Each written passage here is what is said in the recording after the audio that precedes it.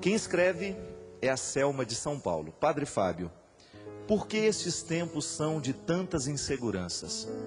Por que sofremos tanto nesses dias de hoje com as nossas inseguranças nos relacionamentos, nas amizades, nos namoros, nos casamentos, enfim. Estamos todos imersos em uma grande rede onde as pessoas se descartam com tanta facilidade. É verdade. Aliás, eu tenho ficado assim, é uma característica da pós-modernidade, né? Falar um pouquinho de filosofia aqui, só para a gente introduzir, né? Vocês sabem que na história da filosofia, nós sempre tivemos grandes questões que norteavam os filósofos. Por exemplo, a primeira fase da filosofia no mundo foi a mitologia. Então todo mundo queria explicar a origem do universo. Então muita criação mítica, a filosofia nasceu da mitologia. Logo depois nós temos aquela fase em que os filósofos se ocupavam das questões físicas, porque eles queriam dar uma explicação da origem do universo. Igual estão hoje querendo, né, simular o Big Bang para poder descobrir a origem do universo. Então os filósofos, eles se ocupavam, por exemplo, tudo nasceu da água, tudo nasceu da terra, tudo nasceu do fogo. A questão era física. E toda a filosofia daquela época girava em torno de um mesmo objetivo. Depois vem a Idade Média. O sagrado toma conta da reflexão. Tudo o que se reflete é em torno de Deus. Tudo o que se reflete é em torno do sagrado. A filosofia fica o tempo todo girando em torno das questões religiosas. Pois na Idade Moderna é a razão.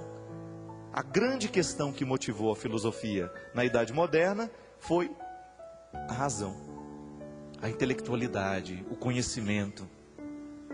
Gente, uma das características da pós-modernidade, que é justamente o tempo depois da modernidade, é justamente não ter um fator em comum para a reflexão filosófica.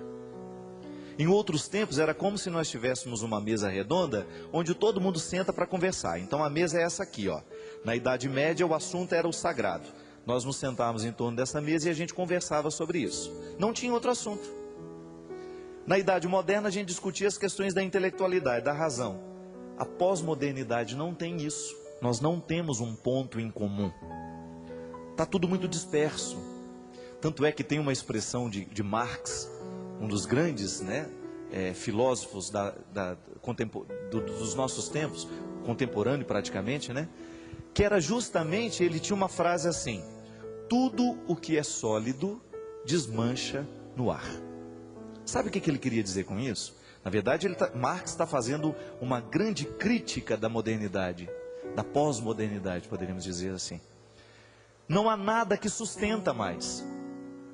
As pessoas já não têm mais as seguranças de antes. Antes você se casava na certeza de que você ia morrer ao lado dessa pessoa. Estou errado? Não estou. Pega pessoas que viveram há 60 anos atrás. A mentalidade dessas pessoas, qual era a cabeça delas? As coisas são mais definitivas. Nós comprávamos uma casa e ali a gente era sepultado praticamente. A gente morria naquela casa. Tinha aquela história: naquela rua mora fulano de tal, do lado de cá é fulano de tal. Os vizinhos sabiam tudo, porque aquilo ali era anos e anos e anos a mesma configuração. Não se mudava tanto. Uma família mudar de cidade, meu Deus, era uma coisa rara, era uma dificuldade. Hoje não. Hoje as realidades sólidas não existem mais. Hoje nós vivemos uma insegurança tamanha. Tem um polonês, um sociólogo polonês, que chama Bauman, o sobrenome dele é Bauman, Zygmunt Bauman. Ele fala dos relacionamentos líquidos. Se você tiver oportunidade e paciência, né, é um livro um pouco mais complicado, mas ele tem um livro dele que chama Amor Líquido, justamente para mostrar isso. As pessoas não estão conseguindo mais estabelecer laços duradouros, e ela fica naquele impasse. Ela tem a necessidade de ter alguém para a vida inteira, mas na hora que ela começa a perceber que o outro também está querendo para a vida inteira, ela já escapole. Eu quero, mas não quero tanto assim. Eu quero, mas eu quero continuar livre. É aquela velha história, né? Eu quero mais. É aquela velha história. Outro dia eu estava falando: eu não aguento mais essa história. A mulherada está numa base do encalho, né? Tá todo mundo muito encalhado hoje, né? Uma mulherada encalhada por esse Brasil afora que é impressionante. E aí, geralmente eles terminam do mesmo jeito. Eles começam assim, namora, fica, né? Fica naquele processo, vai ficando, até que começa a namorar. Aí um belo dia ele fala assim: olha, você é uma pessoa muito especial, você é uma pessoa muito querida, você é a mulher que todo homem sonhou para casar, mas, isso é, não quer uma pessoa legal, não quer uma pessoa, né? Ele quer uma pessoa ruim então, porque se encontrou tudo isso, está descartando, o que ele quer afinal de contas? Aí uma amiga minha está falando: olha, na hora que começa a falar que eu sou especial, isso e aquilo, já me dá um frio na barriga, porque já sabe que já vai ser descartada. É verdade. Agora eu pergunto para vocês, como é que nós vamos curar isso dentro de nós? É verdade, hoje está todo mundo muito instável, as nossas relações humanas são líquidas. O sociólogo polonês tem razão. Gente, você experimenta isso na sua carne o tempo todo, o quanto que nós estamos inseguros. Olha o assunto que nós começamos o programa hoje. Um pai que esquartejou um filho. Isso antes cabia só em filme de terror, gente. As relações são líquidas, elas não valem muita coisa a mais. Nós estamos nos descartando com muita facilidade. E essa insegurança, ela vem para o campo afetivo, ela vem para o campo profissional, ela vem para os seus relacionamentos de amizade, porque você não sabe quanto tempo você tem as pessoas. Pode observar, às vezes, tem aquela música do Oswaldo Montenegro, que é uma facada, né? Faça uma lista dos grandes amigos, quem você mais via 10 anos atrás. Quantos você ainda vê todo dia, quantos você já não encontra mais. É verdade. Pensa, quais são os amigos de 10 anos atrás que ainda são de hoje?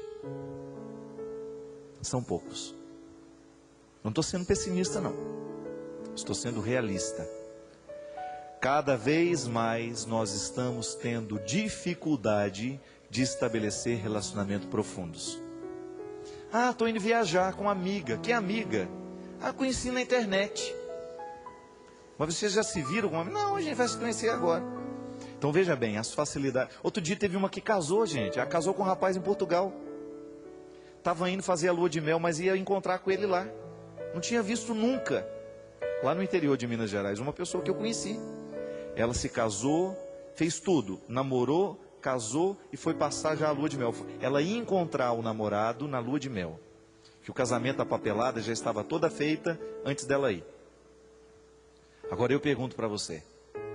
Isso gera um mundo virtual. Nós estamos cada vez mais virtual. É aquilo que a gente falou. A gente não escreve mais carta, a gente manda e-mail. O que é um e-mail? Onde que ele está? É igual aquele diabo daquele negócio do computador, né? Houve um problema grave, aconteceu no seu sistema. Meu Deus do céu, o que eu, né? Já te dá aquele frio na barriga. Aí fala assim: deseja enviar um relatório? Quem vai ler esse relatório, gente? Alguém já mandou? Já recebeu uma resposta do relatório? É tudo virtual. Você recebe aquilo, houve um erro grave, você deseja enviar um relatório? Que coisa mais descompromissada, sei lá quem vai ler esse relatório. É mentira, é tudo uma... O mundo virtual, ele é cheio de possibilidades, mas ao mesmo tempo, ele é vazio. Você tem a sensação de que você tem muitas possibilidades, mas no fundo você está sozinho. Fica ali, o tal do MSN, se a gente abusar, a gente passa a noite inteira conversando, batendo papo, vai bater. Eu, graças a Deus, já não ligo mais, porque aquilo tira o tempo da gente. Ainda mais quando você tem um amigo alegrinho, né? Aqueles que mandam com uma interrogação e ela fica pulando na sua tela, manda uma exclamação, 300 exclamações, ela fica dançando, ela anda para lá, ela anda para cá. Se você estiver trabalhando, a interrogação ela anda, ela vai, ela balança, ela fica fazendo assim, você não trabalha. Né? Os bichinhos e os emotions, aquilo não dá conta. A vida é virtual. Agora eu te pergunto, o quanto que disso tudo consegue nos acompanhar? Eu não consigo entender. Amizade virtual, não sei. Pode haver contatos, mas dizer que é amigo, não. Amizade é só depois que a gente comeu um saco de sal junto, porque senão é líquido, isso não é sustento. É somente depois que a gente se conheceu, que a gente se encontrou. E essas relações muito temporárias nascem disso, minha filha. Você tem toda a razão. E não é só você, não. Eu acredito que hoje um dos grandes problemas do mundo é justamente a falta de segurança. Nós não temos mais vínculos duradouros. Os nossos vínculos são muito temporários. Muito temporários. E da forma como nós estamos sendo família também, não vai durar muito. Porque parentesco não segura muita coisa também, não. Só obrigação, muitas vezes. A falta de intimidade, a falta de proximidade faz com que os laços se percam no tempo. E infelizmente, agora como é que nós vamos mudar isso? Ficando mais concreto nos nossos relacionamentos. Tirando mais tempo para estabelecer vínculos. Cuidando destes vínculos para que eles durem um pouco mais. Não descarte as pessoas por poucas coisas. E esse espírito está dentro de nós.